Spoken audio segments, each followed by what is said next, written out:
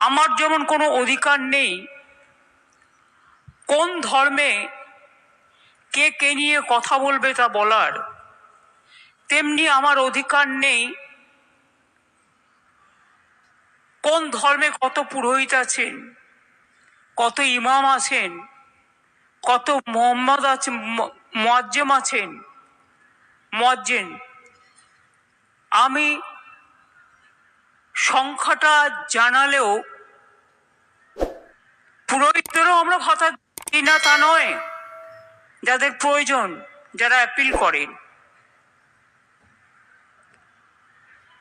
40,489 জন official রেকর্ডে আমাদের আছেন পশ্চিম বাংলায়। 1,000 এবং 28,000 মুয়াজ্জিন আমাদের অফিসিয়াল রেকর্ডেই আছে। ওয়াকফ নিয়ে কিছু অশান্তি হয়েছে, প্ররোচনামূলক কথাবার্তাও হয়েছে। মুর্শিদাবাদ সিট নয়, ওটা মালদা সিট। যেখানে গন্ডগোল হয়েছে মালদা সিট, ওটা কংগ্রেসের জেতা আসন। জেতবার সময় তারা জিতবে, আর দাঙ্গা হলে তখন রাস্তায় বেরোবে না, কন্ট্রোল করবে না, এটুকু আশা আমি করি না। পাবলিক রিপ্রেজেন্টেটিভদের সাথে থাকা উচিত। তৃণমূল কংগ্রেস যদি করতো, বিজেপির জেনে রাখা উচিত, তাহলে তৃণমূল কংগ্রেসের 3 জন এমএলএর বাড়ি আক্রান্ত হতো না, তৃণমূলের পার্টি অফিসও ভাঙা হতো না। বেঙ্গল যে ওয়াকফ অ্যাক্ট আছে 1934 এর প্রভিন্সিয়াল লেজিসলেশন, দেন ওয়াকফ অ্যাক্ট ন্যাশনাল হয় 1954 এ, দেন ওয়াকফ অ্যাক্ট ন্যাশনাল 1995, নাও ওয়াকফ অ্যামেন্ডমেন্ট অ্যাক্ট 2025, যেটা করেছে রিসেন্ট। আপনারা জানেন ওয়াকফ বোর্ড কোয়াসি জুডিশিয়াল ফাংশন করে। আমি আমাদের এখানকারটা বলতে পারি, আমার যেমন অধিকার নেই যে কোনো মানুষের ব্যক্তিগত সম্পর্কে, ব্যক্তিগত সম্পত্তির উপর অধিকার করা, তেমনি আপনারও ক্ষমতা নেই কোনো ব্যক্তির সম্পত্তি বা ধর্মীয় সম্পত্তির ওপর আইন মোতাবেক সেটাকে গ্রহণ করা। আমাদের দল সবচেয়ে বেশি লড়াই করেছে সংসদে, কোর্টে কেসও করেছে, কিন্তু অনেক ক্ষেত্রে দেখবেন এই যে 26,000 টিচারের চাকরি বাতিল হলো, একতরফা বিচারের বাণী অনেক সময় নীরবে নিভৃতে কাঁদে। এটা আমার কথা নয়, রবীন্দ্রনাথ ঠাকুরের কথা। তো আপনারা ক্ষমতায় এসে এই 10 বছর ধরে কি করছেন বলুন? কটা ছেলেকে চাকরি দিয়েছেন বলুন? দাঙ্গা লাগিয়ে দিয়ে ওষুধের দাম, मेडिसिन का भाव आप 100% बढ़ा दिया, प्राइस राइज बढ़ा दिया, पेट्रोल का भाव बढ़ा दिया, डीजल का भाव बढ़ा दिया। और कुछ गोदी मीडिया है जो खाली बंगाल का खिलाफ में बोलता है, हम का खिलाफ में बोलते हैं। मैं खाली कहने चाहूंगी, अगर कुछ बोलना है मेरे का सामने आके बताओ, पीछे से नहीं। কালকে আমি একটা এএনআই টুইট দেখলাম, হোম মিনিস্ট্রি সোর্সকে কোট করে বলেছে এরকম করেই ওরা দেয়। তাকে আমি দোষ দিচ্ছি না, इसमें बांग्लादेश का हाथ है। अगर हाथ है तो इसको जमींदारी तो सेंट्रल गवर्नमेंट का है कि बीएसएफ बॉर्डर संभालते हैं, हम नहीं संभालते हैं। ये अधिकार हमारे पास नहीं है। स्टेट गवर्नमेंट का पास बॉर्डर संभालने का अधिकार नहीं है। ये अलाउ किया, क्यों अलाउ किया? क्यों बीजेपी का बाहर से आदमी आके आप गड़बड़ करके भाग गया? कोई फेद आपको देना पड़ेगा। आप चाहते हैं पोलराइजेशन करने के लिए, हिंदू और मुस्लिम में भागाभागी करने के लिए। आप चाहते हैं क्या आपका जुमला सरकार खाली कहे हम हिंदू का है, हिंदू का है और कोई धर्म का नहीं है। आप सिख का बारे में कहो, सिख आपको छोड़ेगा। शेड्यूल कास्ट का बारे में कहो, शेड्यूल कास्ट आपको छोड़ेगा। ट्राइबल का बारे में कहो, ट्राइबल आपको छोड़ेगा। आप भाग करना नहीं, जुड़ना करो, जोड़ो जोड़ो, भाग मत करो, हिंदुस्तान को जोड़ो। हिंदुस्तान को एकता नहीं रहेगा तो देश टुकड़ा हो जाएगा। ये बात आपको क्या ध्यान में नहीं रहता? আর মুসলিম ভাই বোনদের কাছে আমি একটা কথা বলবো, শুধু এটা আপনাদের অধিকার করে কেড়েছে তা নয়। এই আইনটি মনে রাখবেন, এই আইন সংবিধানের আমাদের আর্টিকেল 14 আছে, প্রত্যেকের ইন্ডিভিজুয়াল রাইট আছে, right to work, right to property, right to live. সেই আর্টিকেলটাকেও উল্লঙ্ঘন করেছেন। তাছাড়াও রাজ্য তালিকায় as per constitution 18 and 35, number 18 and 35, this is a state government rights, the land, সেই ল্যান্ড রিলেটেড ইস্যুকেও, যেটা রাজ্য বিধানসভার এখতিয়ারভুক্ত, সেটাকেও কেড়ে নিয়েছেন। ফান্ডামেন্টাল রাইটটাকে কেড়ে নিয়েছেন। সুতরাং এই আইন federal, anti federal structure,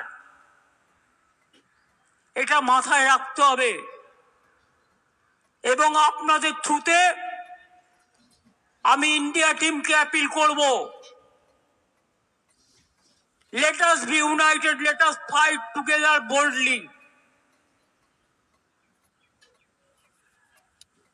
This is not an individual matter. It will affect each and everybody. আজকে আপনাদের বিরুদ্ধে করছে, কালকে আরেকজনের বিরুদ্ধে করবে, এরপর বলছে ইউনিফর্ম সিভিল কোড। খ্রিস্টানরা মেনে নেবে আপনার কথা? মুসলিমদের নয়, আপনি বিরোধী বুঝতে পারলাম। তো বন্ধু, সৌদি আরবে গেলে কার সাথে দেখা করেন? মুসলিমদের সাথে দেখা করেন না?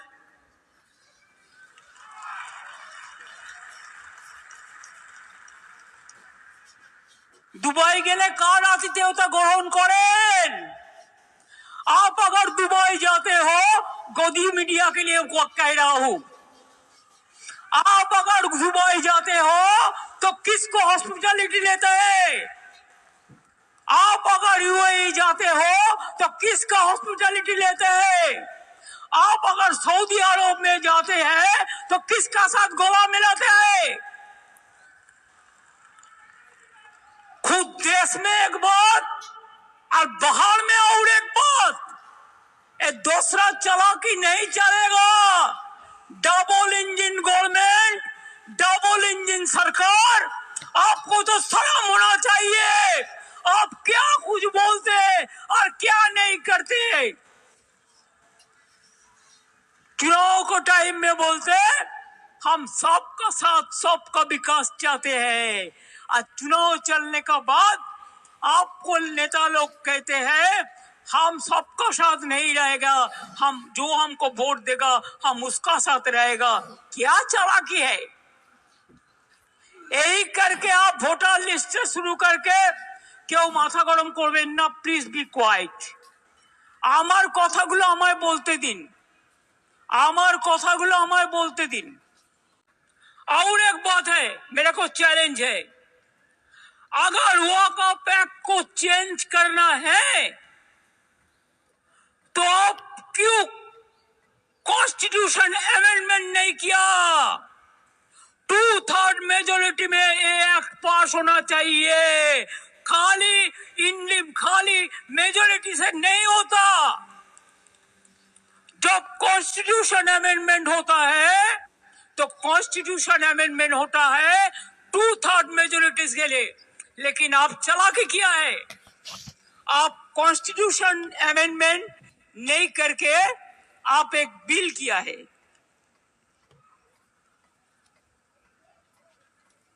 जितना तक वॉकअप अमेंडमेंट एक्ट किया है, लेकिन कॉन्स्टिट्यूशन अमेंडमेंट नहीं किया। যা ওদের আছে তো আছে, যা করেছে আমরা কেউ সমর্থন করিও নি আর করবও না। কিন্তু আপনাদের কাছে আমার হাত জোর করে অনুরোধ থাকবে, আপনারা এলাকায় শান্তি রক্ষা করুন। बीजेपी बाहर का गुंडा लेकर ये उसका प्लान है। उसका पहले प्लान था रामनवमी का दिन में करने के लिए, लेकिन आप लोगों ने वो प्लान भेज दिया है। आप लोगों ने ज्वाइंटली कर दिया। आपको बहुत बहुत सैल्यूट है इसी के लिए। चालाकी से काम लीजिए। और ये भी एक है, हर समाज में कुछ कुछ गद्दार होता है, वो भी रुपया लेके जो डाल में बैठते हैं उसको ही काटता है। আর হিন্দু ভাই বোনদের কাছে আমার একটাই অনুরোধ থাকবে, প্লিজ বুঝুন, এটা বিজেপি ভড়কাচ্ছে, আপনারা ভড়কাবেন না। আজকে যদি আপনার সম্পত্তি কেড়ে নিত, আপনার গায়ে জ্বালা ধরতো। ওদের গায়ে জ্বালা ধরেছে, ওরা দুঃখে আছে, তা সত্ত্বেও আমরা মনে করি আইনটা ভুল। সেটা ওরা কোর্টেও চ্যালেঞ্জ হয়েছে এবং ওরা যাক প্রধানমন্ত্রীকে রিকোয়েস্ট করুক, ওরা যাক রাষ্ট্রপতিকে দেখা করুক, গণতান্ত্রিক কায়দায় করুক। কিন্তু এর মধ্যে যদি কেউ মাছ ধরতে নেমে দাঙ্গায় প্ররোচনা দেন আর দাঙ্গায় উস্কানি দেন, সে যেই হোক, হিন্দু হোক, মুসলমান হোক, শিখ হোক, খ্রিস্টান হোক, আমার কাছে কিন্তু ক্ষমা পাবে না। কারণ এই বাংলার মাটিকে রক্তাক্ত করতে দেব না, বিষাক্ত করতে দেব না। মনে রাখবেন, সবাই ভালো থাকলে তবেই আমরাও ভালো থাকবো, আপনারাও ভালো থাকবেন। আর আপনাদের এই মিটিং এ আমি ঘোষণা করলাম যে 2-3জন মারা গেছেন, 3টে পরিবারকে বিএসএফও গুলি চালিয়েছে, তার বিরুদ্ধেও অ্যাকশন হবে। আমি আমার চিফ সেক্রেটারিকে বলছি, বিএসএফ যারা গুলি চালিয়েছে, কেন চালিয়েছে তার তদন্ত রিপোর্ট হওয়া উচিত। শীতলকুচিতেও গুলি চালিয়ে এরা 4 জনকে মেরেছিল। আমি বলবো, যারা মারা গিয়েছে আমি কোনো সম্প্রদায় হিসেবে দেখি না, মানুষ হিসেবে দেখি। তাদের প্রত্যেককে আমাদের সরকার 10 লাখ টাকা করে পরিবারকে সাহায্য করবে। যাদের বাড়ি ভেঙেছে তাদের সবাইকে বাংলার বাড়ি করে দেওয়া হবে এবং যাদের দোকান নষ্ট হয়েছে তাদেরটা এস্টিমেট করে সেটা চিফ সেক্রেটারি দায়িত্ব নিয়ে কাজটা করবেন।